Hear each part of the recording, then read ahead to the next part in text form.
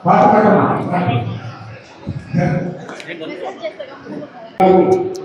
వేగనిస్టులు పెడతాం రెండు మాత్రం శాస్త్రం సాక్షి వేరే వేరే దాంట్లో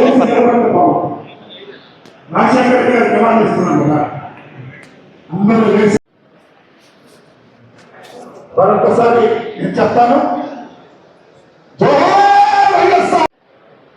ఈరోజు ముఖ్యంగా ఈ సర్వసభ్య సమావేశం ఏర్పాటు చేయడానికి ముఖ్య కారణం మన రాష్ట్రంలో ఏ విధంగా ప్రజలని ఈ ప్రభుత్వం మోసం చేస్తుందో,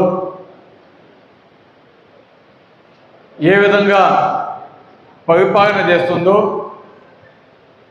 ఏ విధంగా రాష్ట్రాన్ని తాకట్టు పెడుతుందో, ఏ విధంగా రాష్ట్రాన్ని దోచేస్తుందో ఇవన్నీ కూడా తెలియచేస్తూ ప్రజలకి ఒక మెసేజ్ పంపేదానికి ఈ డిఎస్సిలో ఏ విధంగా అవకతవకలు జరిగినాయి, అదేవిధంగా ఏ విధంగా చంద్రబాబు నాయుడు గారి ప్రభుత్వం పేద విద్యార్థులు చదువుకునే కోసం మెడికల్ కాలేజీలు కడితే వాటిని ప్రైవేటు వ్యక్తులకి ఇవ్వాలని చూడటం, అదేవిధంగా రాష్ట్రం అభివృద్ధి కావాలి, రాష్ట్రం ఆర్థికంగా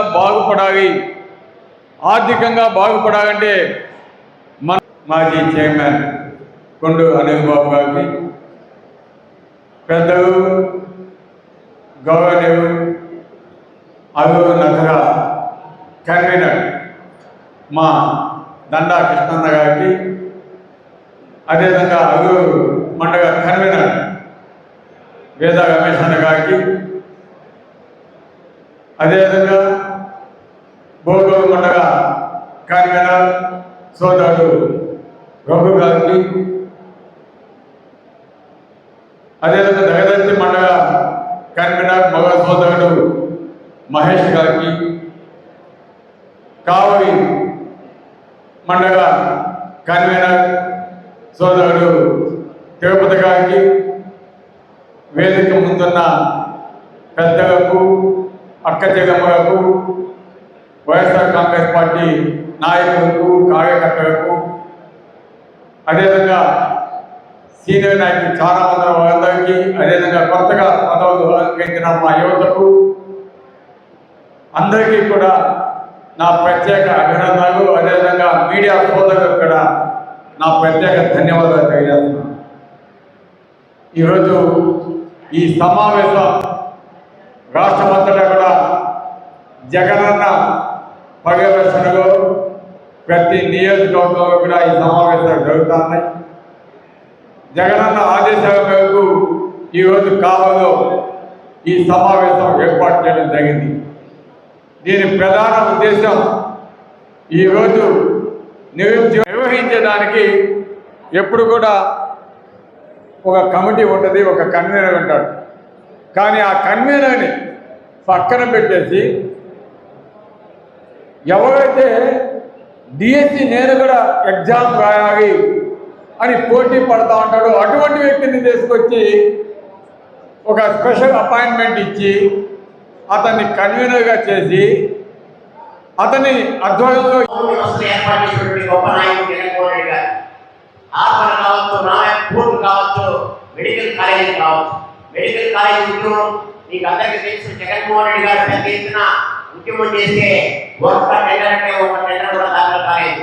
అది వైఎస్ఆర్ కాంగ్రెస్ పార్టీ గొప్ప విజయంగా ఈ దేశంలోనే మొట్టమొదటి విజయంగా కూడా చెప్పు.